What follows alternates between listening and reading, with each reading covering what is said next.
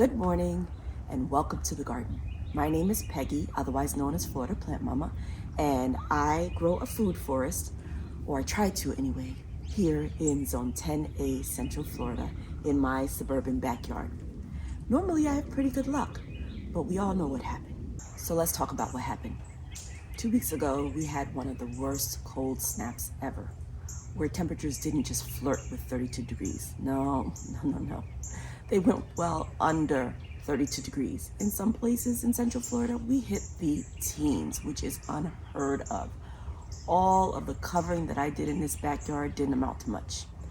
The only thing that was left unscathed, essentially, were the plants that I put in the garage. My plant leaves are all brown. The stems are burnt. The bark is dry and falling off. My garden was ravaged. It looks like a dumpster fire out here. But it's not just me. Essentially, most of Florida and pretty much all of Central Florida was not left unscathed by this unusual and atypical cold snap.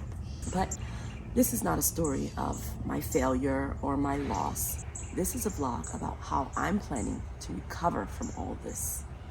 I put a lot of blood, sweat, and tears into this garden, and I'm not ready to just let it go because I still want to grow food in my garden, and I still think it's therapeutic, and I still think it's fun, and I am ready and excited to get on with it. I'm thinking of this cold snap damage as my chance to renew and revive and recuperate my garden. So if you're interested in seeing how I recover from this cold snap, join me. I plan on giving you at least weekly updates. We'll try for weekly updates on what I'm doing to work on this garden. First, let's start with what I'm not doing. I'm not rushing out here and pruning all of these looking like they're dead trees, because they're probably not dead. I'm sure that a lot of them have survived, even though they look worse for the wear right now. So I'm not rushing to prune. I'm not rushing to cut back and pull out my trees and plants. Instead, I am assessing weekly, and I'm doing the chores in the garden that I would have to do anyway, despite the cold. For example, I am working on a project where I am removing the jasmine from one of the trellises here. I'm cutting back the jasmine from another trellis because it is time. I'm going ahead and cleaning off the patio. I've already moved the trees from the garage back out into their spaces on the patio. I am cleaning up, and I am planning on pruning the trees that are dormant right now that would require pruning in February anyway. The temperatures have warmed up nicely. It is currently 52 degrees outside, and we are due to reach temperatures of high 70 today, and for the rest of the week the temperatures are looking like they're staying in the mid to high 50s at night and reaching the high 70s to even 80s during the day. So I don't think it's in poor judgment to get out here and start cleaning things and start planting things, because our last estimated frost date, according to the Farmer's Almanac, was on February 3rd. We are now February 14th. So I think, cross my fingers, that we are beyond the freezes. I could be wrong, but if past history tells us anything, it's that 2 weeks past the last frost date is a pretty safe time to start getting back out here and planting things that would typically go in with these temperatures. So I am going ahead and getting started with the pushing forward to the spring plants. Here we go. Let's get started. Today's big job, I'm going to remove these non-native honeysuckle bushes from this trellis because I don't like their growth habit. They don't exactly fold over this trellis the way that I want them to. Actually, I'm not going to remove them. I'm just going to cut them back real far and let them grow as a bush. Instead, I'm going to plant here actual, true, native coral honeysuckle.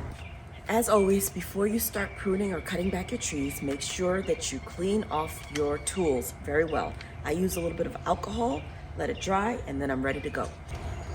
This is going to make an instant difference. I'm actually going to cut it as far down as this. I actually don't know how viable this bush tree is right now.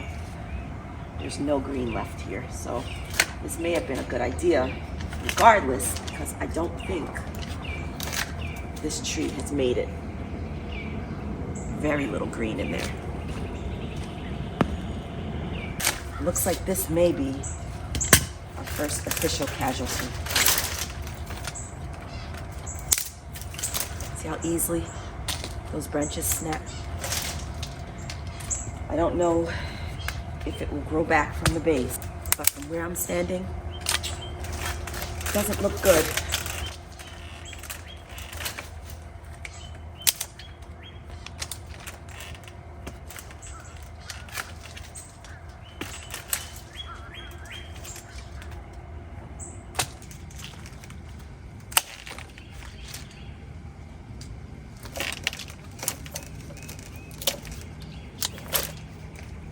Got a nice little pile going so far.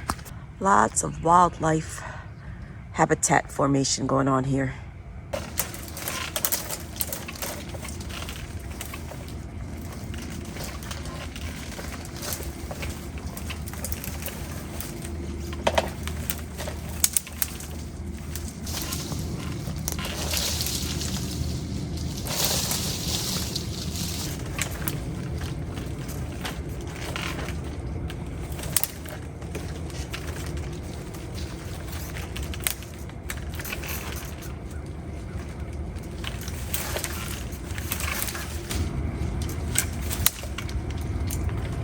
Definitely a lot harder and a lot more tedious than what I expected.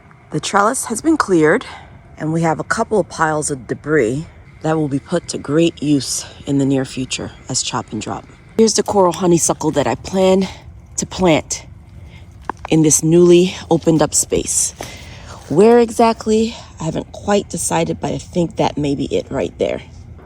For comparison, this is what the honeysuckle growing at the front of the garden looks like. This is in the kind of northeastern section of the garden. And yes, it did receive cold damage.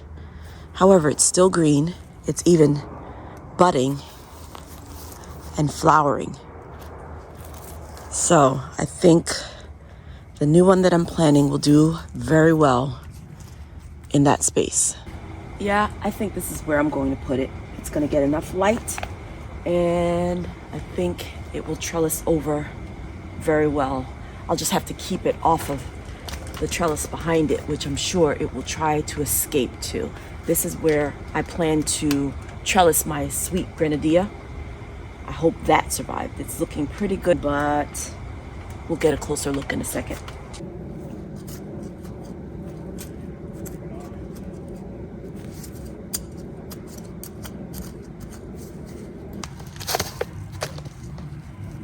Getting a little root bound in here. That's good.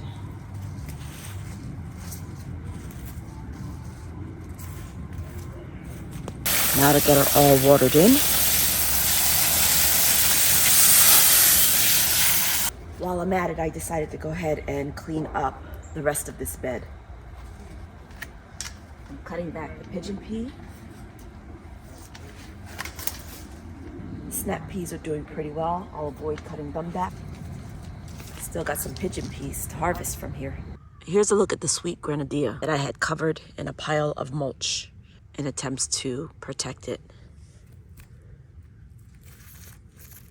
There's still some green down here, so there's still hope. This is definitely dead up here.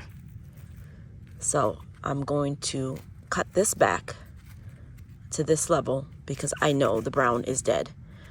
But where we have the green, I'm just going to cut it just above the green, allow it to scar over, and hopefully this will sprout. I want this sweet grenadilla to grow on this trellis. So in sticking to the theme of cutting back what I would have to cut back anyway at this time of year, next is the rose bush, which requires a good pruning.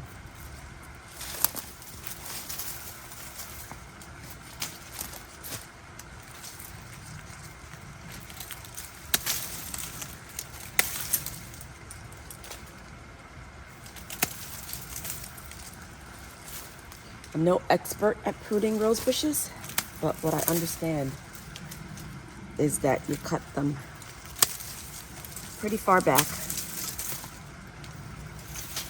so that they grow back and flower for you in the spring season.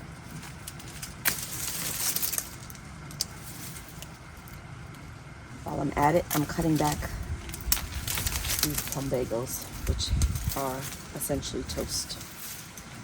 Butterfly bush is another one of the plants that need regular pruning anyhow, so may as well get that done as well.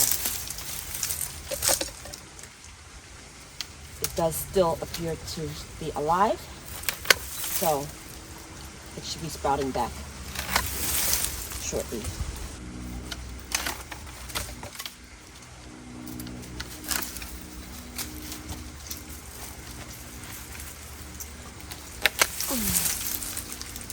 And now for the pluery tree, which has gotten quite tall. So for this one, I'm actually going to take it down a level. It may cost me some fruit this season, but this is definitely way too tall for the garden.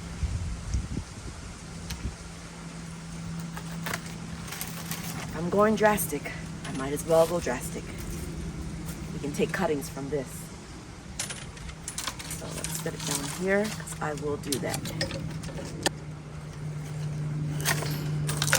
Now I'm just going to come through and take off anything that looks dead or that's growing into the center here.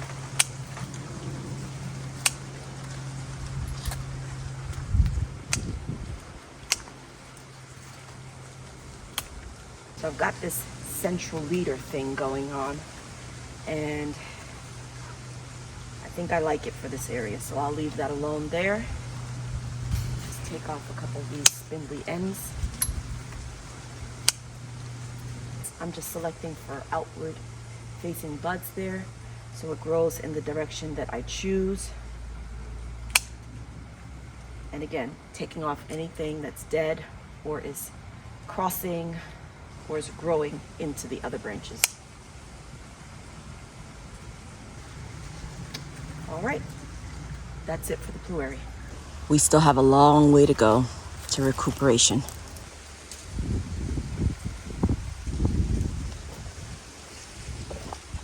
Still plenty to be done. I'm feeling very ambitious today, so I'm going to attempt to build a stick wall in this area. What I've done is pushed a couple of long sticks into the ground and built somewhat of a wall. And in this wall, I'm going to stack up some sticks, starting with that banana tree.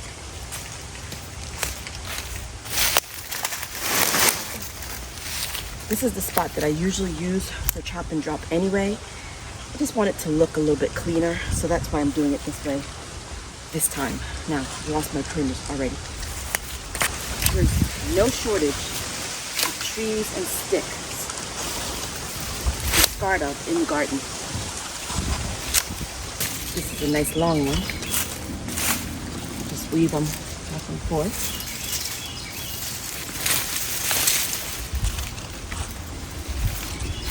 Go.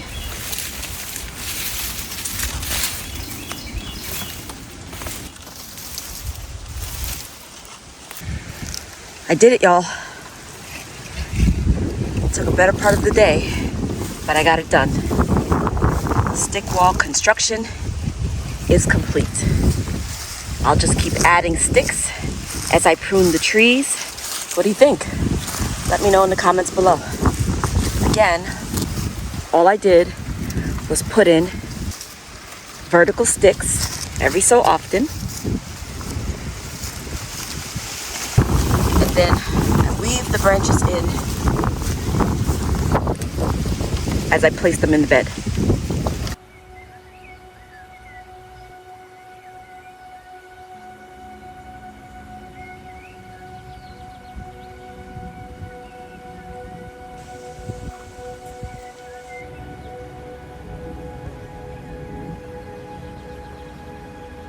In the comments below, please tell me what you think of the work that I've done thus far. I hope you decide to like, subscribe, and share this video. We're well on our way to recovery. Thank you so much for watching. Have a blessed and beautiful day.